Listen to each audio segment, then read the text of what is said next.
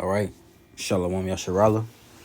Before we get started, we're going to give our praises, honor, and glory to Yahweh, Bahashem, Yahweh Shai, Bahashem, Rakah Kodash, and double honors to the apostles, the bishops, and the elders of Great Millstone that teach and rule well. Peace and salutations to the hopeful elect. We're back another video, another lesson. All right, Lord willing. This lesson is edifying to you brothers and you sisters out there. And it's going to be a news report. All right. Going into some articles, bringing out what's going on around the world. All right, keeping you guys, you fellow Akim and Akwaf updated on what's going on in the world.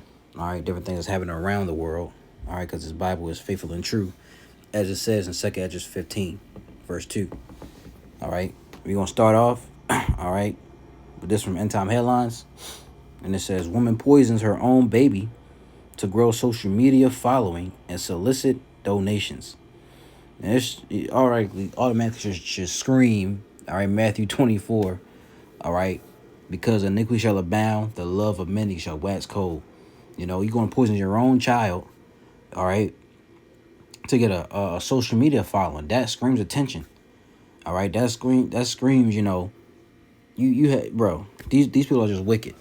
All right, you're going to poison your own child for a social media following and solicit donations. All right, you trying to commit fraud. All right, and you committed murder. But let's get into the article. It says a 34-year-old woman from Australia has been charged with torture after police accuse her of administering unauthorized medication to a 1-year-old girl and posting videos of the child in immense distress and pain to solicit donations and increase her social media following. The woman was arrested on Thursday in Underwood, located in eastern Australia.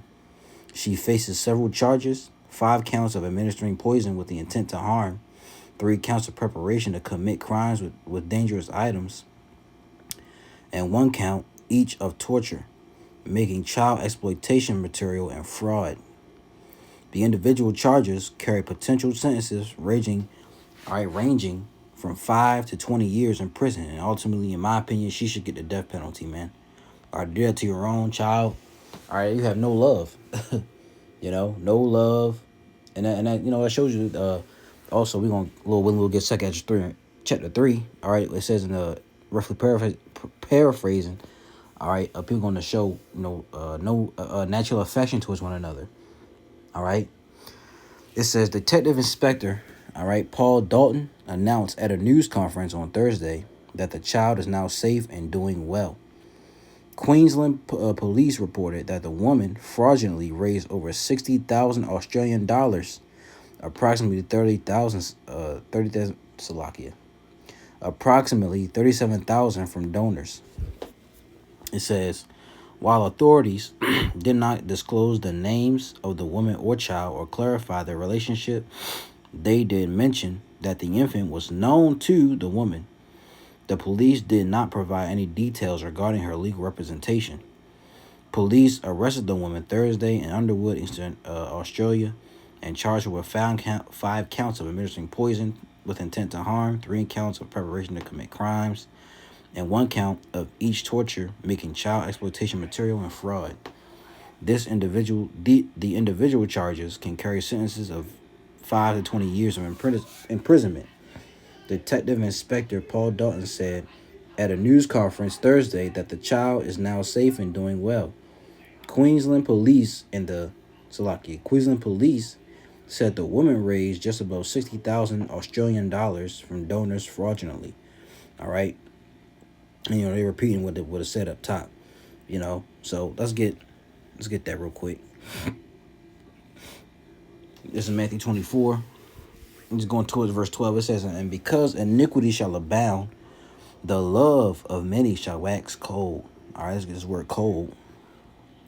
Okay. Or, wax. It says psycho. All right. And it means metaphor of waning love, man. Okay, people not going to show, people want to show less love towards one another. You already see that now in the world. You see? Let's get 2 Timothy 3. It says, this know also that in the last days perilous times shall come. 2 Timothy 3:1. For men shall be lovers of their own selves, as men and women, right? Covetous, boasters, proud, blasphemers, disobedient to parents, unthankful, unholy. See, men, it says men shall be lovers of their own selves. You see that on Instagram, these different social media sites. It says covetous. She was covetous, right? Let's get this word covetous.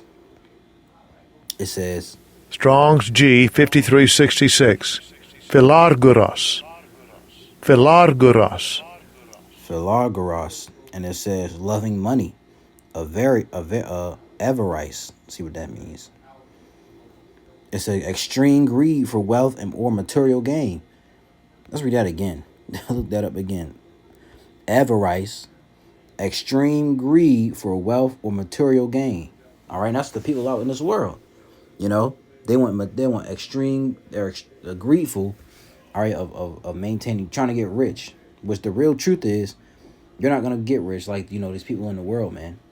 All right, it's a top percent who attain that, and that's passed down through generations.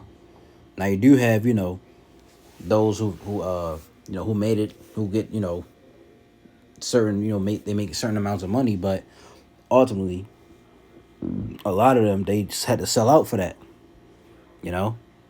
It says covetous, boasters, proud, blasphemers, disobedient to parents, unthankful, unholy. Excuse me. Without natural affection. See that? And this is astorgos. This says inhumane, unloving. All right, you should know what inhumane means. If you don't look it up, it says lacking human qualities of compassion and mercy, cruel and barbaric. She was barbaric in that situation, poisoning a young child, a 1-year-old girl at that. Then posting it on Instagram for, to commit fraud, man. Without natural affection, truce breakers, false accusers, incontinent, fierce, despisers of those that are good, traitors, heady, high-minded, lovers of pleasures than more. Lovers of pleasures more than lovers of the Heavenly Father, having a form of godliness, but denying the power thereof, from such turn away. All right? So, you're going to see more of this, man. This is going to be way, way worse than this, what you're seeing. This is only the beginning. You're going to start seeing, soon you're going to start seeing women. All right? Well, you already got it. Women leaving their children at home to go on trips. They're leaving their children in the car to go club. All right? Leaving their children at home to, just to go out and be, hoes. Whores. Okay? And it's going to get worse and worse, man. Soon you're going to start seeing women eating their children. Why? Because it's going to be a famine. All right? So let's move on from that. Let's now get, let's jump over here.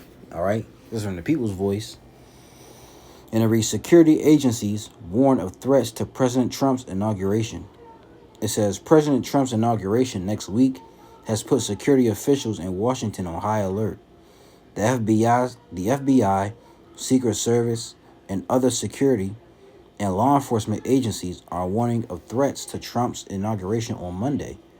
The agencies warn about a number of potential scenarios, including foreign terrorist attacks by domestic extremists, bomb hoaxes by individuals, and the use of drones and vehicle attacks, like it happened down in New Orleans, right?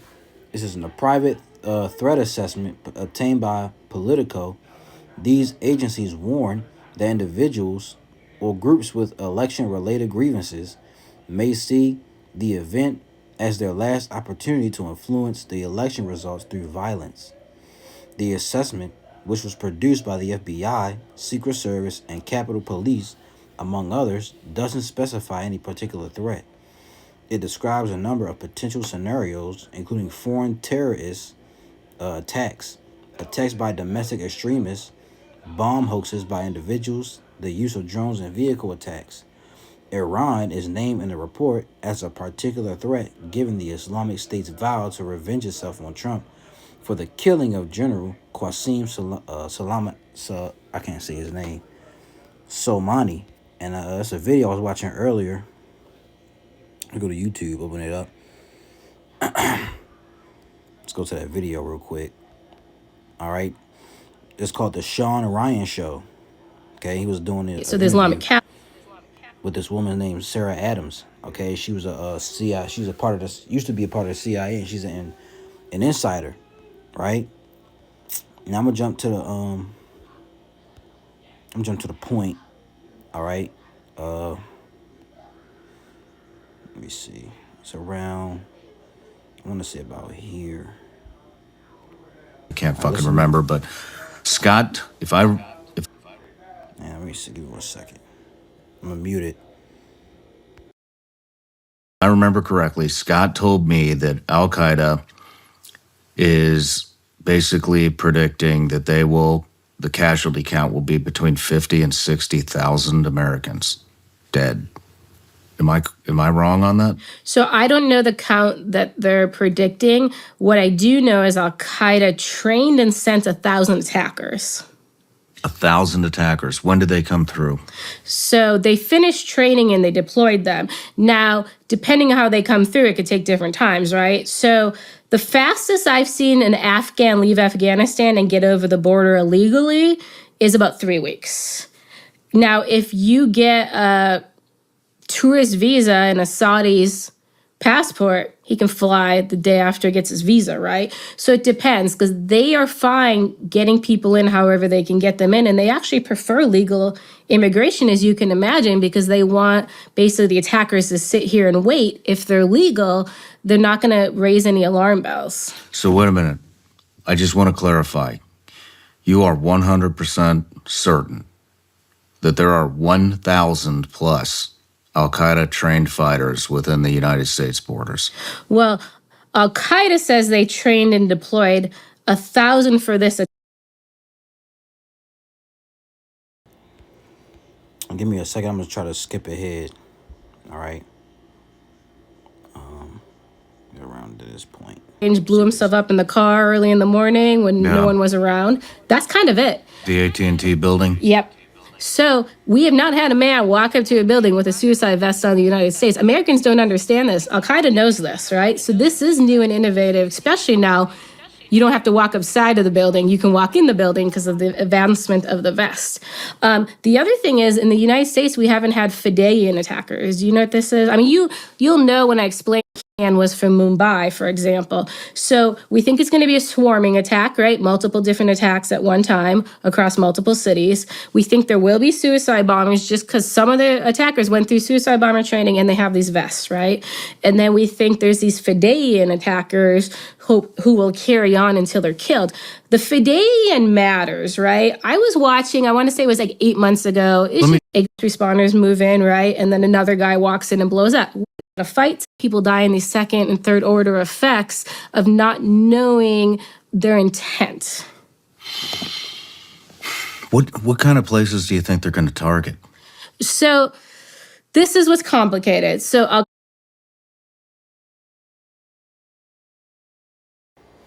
I was trying to find a point, but it's a lot. They go into, but you can go watch it on your own. Let me see. I'm gonna try this. Now, anyway. And they also, so 1,000 terrorists were supposedly trained for the US and deployed, and 1,000 were supposedly trained for the Europe attack and deployed. The embassy plots are completely different with completely different trained terrorists. Man, why haven't they hit yet?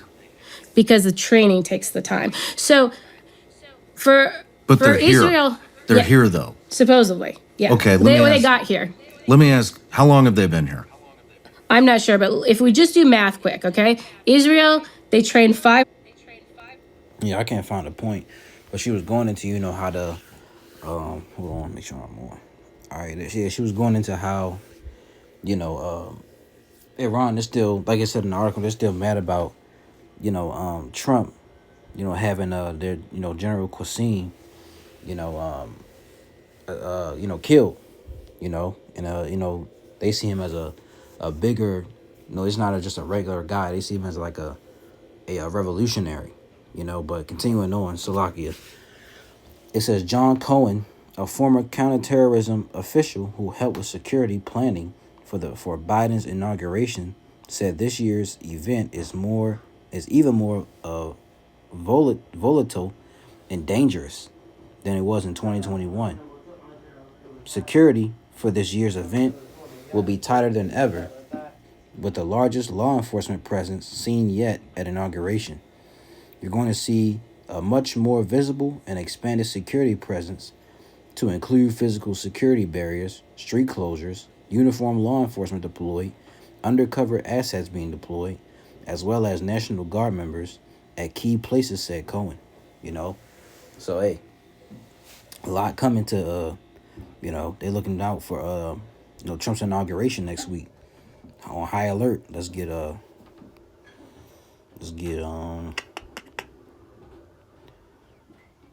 matter of fact, I had one up. Let's get over here. All right. Second Esdras 15. All right. At 14, it reads, "Woe to the world and them that dwell therein."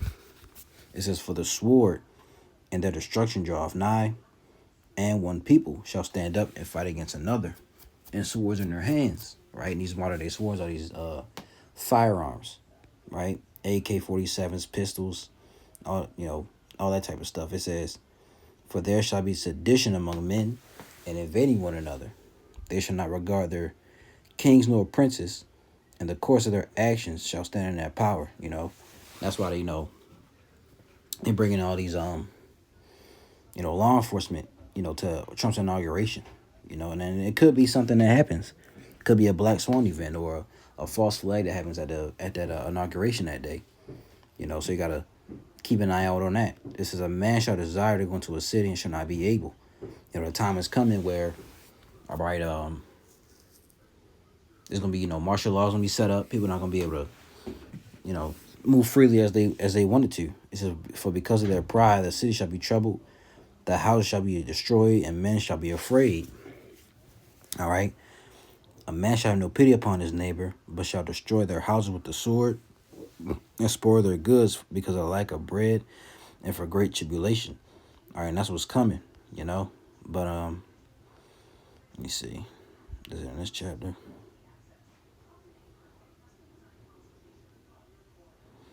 Yeah, we should have read 16. Second 16 and 17. "Woe is me, woe is me. Who will deliver me in those days? The beginning of sorrows and great mournings, the beginning of famine and great death, the beginning of wars, and the power shall stand in fear. The beginning of evils, what shall I do when these evils shall come? All right, behold, famine and plague, tribulation and anguish are sent as scourges for amendment. But for all these things they shall not turn from their wickedness, nor be always mindful of the scourges." All right, tribulation and all these things. Tribulation is coming, man. That's the point. All right, and this could open the door to something. So that's why I went through that. They bring all these law enforcement. Because they're seeing what's going on. From the past 2 weeks. All right, 2 weeks into the new year, they see what's happening. All right, and they, and we all know, it's on the left hand side. All right, these elites, they set this stuff up. MK Ultra. All right, so hey, like I said, something could happen on this day. We don't know. They got comments. I don't really look at the comments like that, so because they're not really, people don't really say anything, but some cat, this is just the latest. All right. See if I add something else. I'll get to this. First, I want to get this though. All right. This is wrong one. Yep. This is from Business Today. All right. I got this a couple of days ago, but it says Elon Musk reveals Neuralink's third human implant as brain-computer interfaces expand horizons. It says Neuralink continues its push in the brain-computer interface space with a third implant, while competitors and researchers accelerate advancements globally. Elon Musk, CEO of Tesla and Neuralink, has disclosed that his brain-computer interface, company has implanted devices in 3 human subjects, with all showing promising results. Speaking at an event in Las Vegas streamed on his platform X, formerly Twitter, Musk highlighted Neuralink's progress and ambitious to implant the devices in 20 to 30 people. Salakia. And says, let me read it again. Musk highlighted Neuralink's progress and ambitions to implant the devices in 20 to 30 more people in 2025. We got 3 humans with Neuralinks and all are working well, Musk stated, adding that the devices have been upgraded with more electrodes, higher bandwidth, and longer battery life since the first implant. Musk shared updates on 2 previous Neuralink recipients. The second patient, who has a spinal cord injury, is using the implant to play video games and learn computer-aided design software for creating 3D objects. The first recipient, also paralyzed, has used the implant for gaming and playing chess. However, details about the third implant recipient remain undisclosed. While Neuralink garners significant attention, over 45 clinical trials involving BCIs are currently underway worldwide, focusing on applications ranging from aiding communication in ALS patients to treating brain disorders. Rajesh Rao, co-director of the Center for Neurotechnology at the University of Washington, acknowledged Neuralink's innovation in robotic-assisted surgery and flexible electrode threads.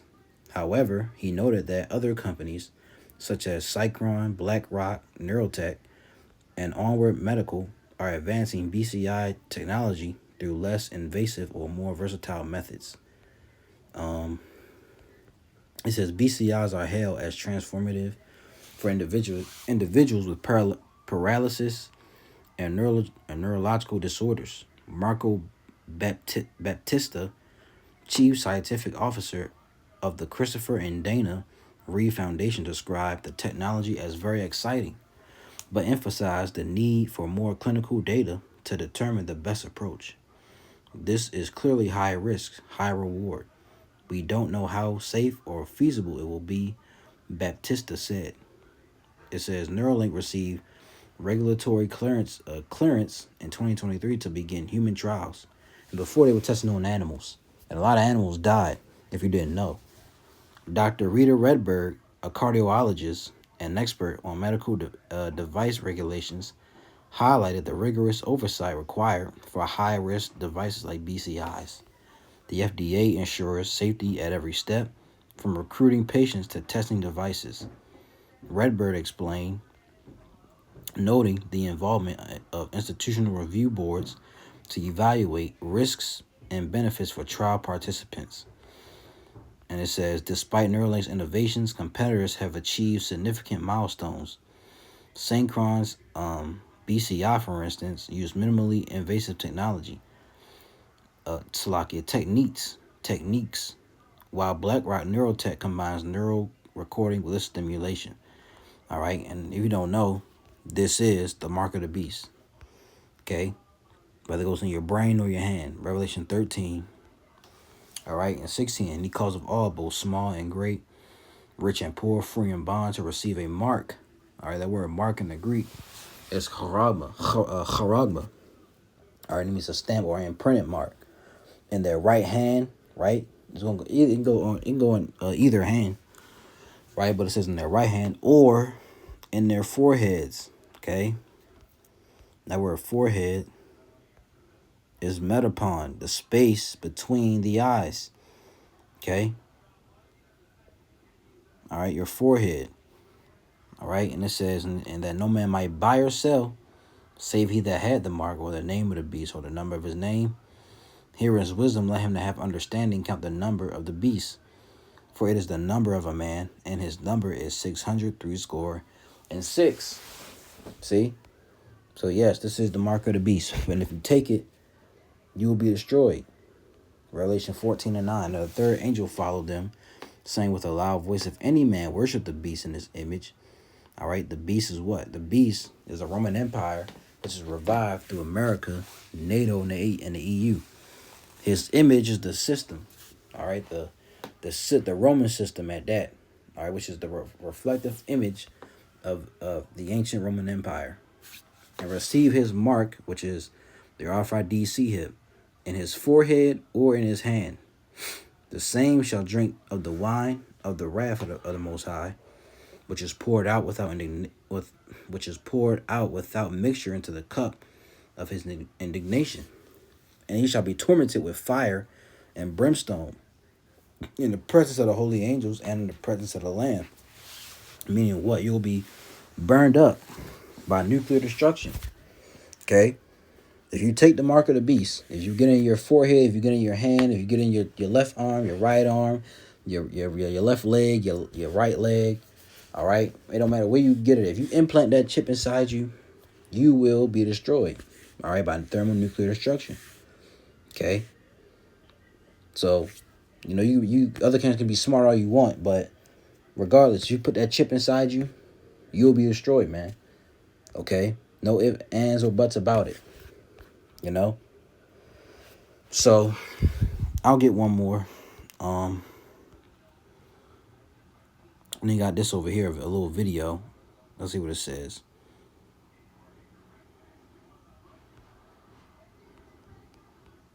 If it plays. But if it doesn't, oh well. Let's refresh it. All right. The title is, How Could Elon Musk's Neuralink Help Those with Disabilities? Well, after completing 2 successful clinical trials in the U.S., Elon Musk's Neuralink has secured Health Canada.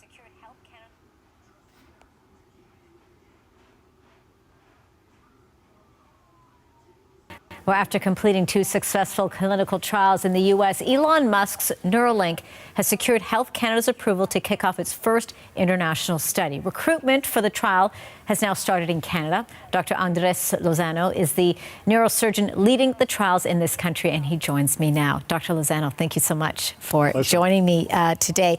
Walk me through, first of all, how all of this works. I mean, this is pretty incredible, this implant that's being put in the brain.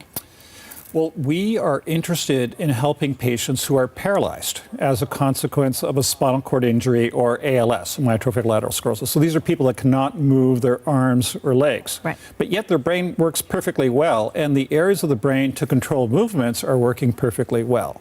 So because they can't use their muscles because of the spinal cord injury, what we're going to do is we're going to take the signals from the brain and use those signals to move a cursor. So we're going to bypass the injury and decode the signals that they are generating, and we'll be able to let them use a cursor, to move a cursor on the screen, to click, to play a video game, to activate a device, to move a robot, etc. So it's really quite exciting to be able to harness these signals that are not being used by these patients because of their injury, and to then give them a voice. Are there risks involved with all of this? I mean, you are putting a foreign item into one's body, let alone into the brain. So the types of patients that we're seeing are extremely disabled. They are paralyzed. Some of them can only move their eyes and mouth. So they have no movement in their shoulders or below. So they're a bit disabled. And then the surgery itself, though, is relatively straightforward and simple in the scheme of things. It is a neurosurgical procedure.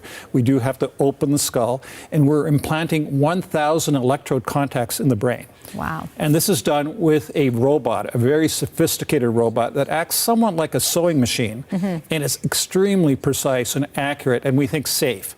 So the technology has advanced to the point where we think that we can implant 1,000 contacts in the brain, and we can listen to the activity of the neurons in the brain, and then we can take the signals of these neurons and use it for something useful. Because you're dealing with signals, Bluetooth, Wi-Fi, and whatnot that's involved in all this. Now, you can go watch more of that if you want. And these people want to play the role of the Most High, man. And that leads into this other article. Conspiracy unveiled how technocracy threatens freedom and liberty. All right, it says, let me just jump to these points. It says, in recent years, the term conspiracy theory has become a staple of public discourse, often used to dismiss those who question the motives of powerful institutions. But what if the so-called conspiracy is not a theory? And let's move on. Let's look up this word conspiracy and the etymology online. Let's see what it means.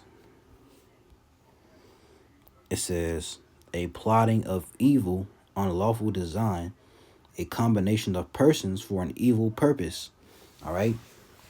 A conspiracy, plot, agreement, union, unanimity. All right? It says, to agree, unite, plot, literally, to breed together.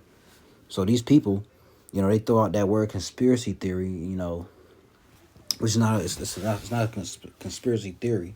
It's conspiracy fact. All right.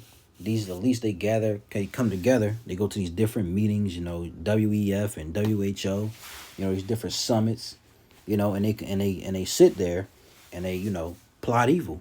All right. Unlawful designs. Right. Let's get that. Let's get Isaiah. Is that 10? Make sure I'm on. All right. This is Isaiah chapter 10. And 1 says, woe unto them that decree unrighteous decrees and write grievousness, all right, which they have prescribed.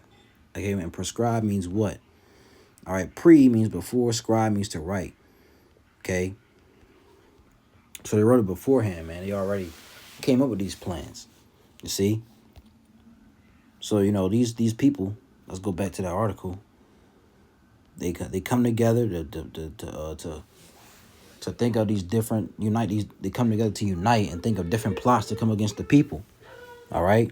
It says, but what if a so-called conspiracy is not a theory at all, but a documented movement to centralize power under a single global authority? And they want that New World Order. Okay, this movement, often referred to as the New World Order, is driven by a philosophy called technocracy, a system of governance where experts, scientists, and technicians rule, bypassing democratic processes and individual freedoms. You see, this is what they want, man. They want to play the role, all right, of the Most High. Okay, I'll put this link in the description. You can go read this.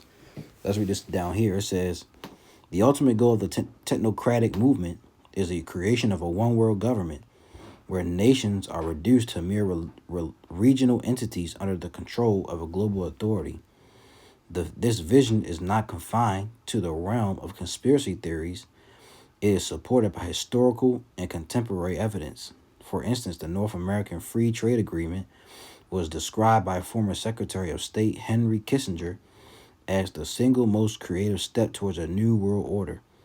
Similarly, the EU is often seen as a stepping stone toward a United States of Europe, which would serve as a regional component of a larger global government. Recent developments such as Donald Trump's proposal to annex Canada as the 51st state have reignited concerns about the erosion of national sovereignty. While some dismiss these ideas as political posturing, they align with long-standing plans for regional consolidation. A 1942 map by Maurice Gomberg, for example, envisioned a post-war world divided into regions, with the United States and Canada forming a single entity. The Club of Rome, a global think tank, has also proposed dividing the world into 10 economic and political regions to address global challenges. This vision of a regionalized world order, combined with the rise of digital technologies and AI, brings us closer to the realization of a technocratic global government. See? And this is what they want. They want everything controlled. They want that New World Order also consists of, technology, AI, a digital world. You see? Because they can track and trace you. They can track what you buy, see where you at. All right, if they don't like what you're doing, they can shut you down. This is a social credit score, basically, like it is in China. All right, they can freeze your bank account, right? This is 2 Thessalonians 2 and 3. Let no man deceive you by any means, for that day shall not come, except there come a falling away first, and that man of sin be revealed, the son of perdition, who opposeth and exalteth himself. All right, he says he exalts himself, like he's the Most High, man. All right, because he wants to play the role of the Most High, of God on the earth. Right? Who opposes and exalteth himself above all that is called God. Let's see. This is what exalteth means. Okay? It says, Strong's G 5229. Huperairo. Huperairo. It says to lift or raise up over something, to lift oneself up, be exalted, be haughty. All right? Haughty means arrogantly superior and disdainful. This man is arrogantly, arrogant, exalts himself, above the people, which the Lord, exalted this man, but his heart is deceived. All right. It says to raise oneself over, all right, to become haughty, exalt self, be exalted above measure. All right. So it says, who opposes and exalteth himself above all that is called God, or that is worshipped, so that he as God sitteth in the temple of God, showing himself that he is God. That's what they want to do. They want to play that role. All right, they want a one world government. He's at the top. All right, where everybody else, we at the bottom. Okay, they give us, they gonna ration food out. It's gonna be I got this video off Instagram. Let me see. All right, it's called the self-checkout theory. All right, but let's listen to it. That's crazy. Why do you think every store is pushing self-checkout so hard? It's not about efficiency, it's about control. Right now, it feels convenient. Scan your items, pay, and go. But phase 1 is always about getting us comfortable. Phase 2, stores with no employees, no cashiers, just shelves, cameras, and drones watching your every move. And here's the twist, it's not just about monitoring. They'll control what you can buy using something called carbon credits. Every product you pick up will deduct from your yearly limit. Want a fancy lab-grown steak? Sure, but that might cost you all your credits for the year. Luxury items will be rationed, and you'll be stuck with sustainable choices they decide are good for you. Think about it. The illusion of choice, but your groceries, your meals, all pre-approved by AI systems. Step out of line, pick up something unauthorized, and boom, the drones flag you. Maybe they even shut down your payment chip. They're building a system where you don't decide what's in your cart. They do. And it all starts with a simple self-checkout. Convenient, right? Or is it the perfect trap? This is You see, so you do the wrong thing, all right. And that's another thing that sea change, that sea change agenda, all right. That's another argument they have. Okay, they want to, take bring down greenhouse gases, which they say humans are doing. You're driving too much. You eating too much meat. That's what their arguments, man. This devil is wicked. They want control over your whole life. All right, this is why they gotta be taken down, man. Because what if let's say they want to set this government. You people are not gonna be happy, man. It says they say you will own nothing and be happy with it. So you want to buy, like I said, you a steak or something good. Hey, that's gonna take all your credits for that month or year. This is the control that they want, man. You see. Let's get one more. Ezekiel 28. And 1, it says, the word of the Lord came again unto me, saying, Son of man, say unto the prince of Tyrus, and the modern day prince of Tyrus is Esau. Thus saith the Lord power, because thine heart is lifted up, and thou hast said, I am a God. I sit in the seat of God in the midst of the seas. The seas represents the people. All right, yet thou art a man, and not the Most High, though thou set thine heart as the heart of the Most High. You see? So in their heart, it says your heart is deceived, man, because they set themselves above, right? Isaiah 14. Where is it at? Yeah, Isaiah 14. I'm gonna start at 11. Thy pomp is brought down to the grave, and the noise of thy vials. The worm is spread under thee, and the worms cover thee. How art thou fallen from heaven, O Lucifer, son of the morning? That word Lucifer in the Hebrew, it does not sing his name. All right. The word is Chayalah. All right. Chayalah. It says light bearer. Okay. Shining one, morning star, Lucifer. Figurative of the king of Babylon and Satan. Okay. Who's the king of Babylon today? Esau. All right, Esau Edom, so-called white man. Starting with your top wicked elite. All right. It says, how art thou fallen from heaven, O Lucifer, son of the morning? Which heaven, this is their rulership. How art thou cut down to the ground, which did weakest the nations? For thou hast said in thy heart, I will ascend into heaven. I will exalt my throne above the stars of the Most High. Who are the stars? Stars represents the Israelites. All right. If you read Genesis, I believe it's the 37th chapter. All right. Real quick, for behold, we are binding sheaves in the field, and lo, matter of fact, is it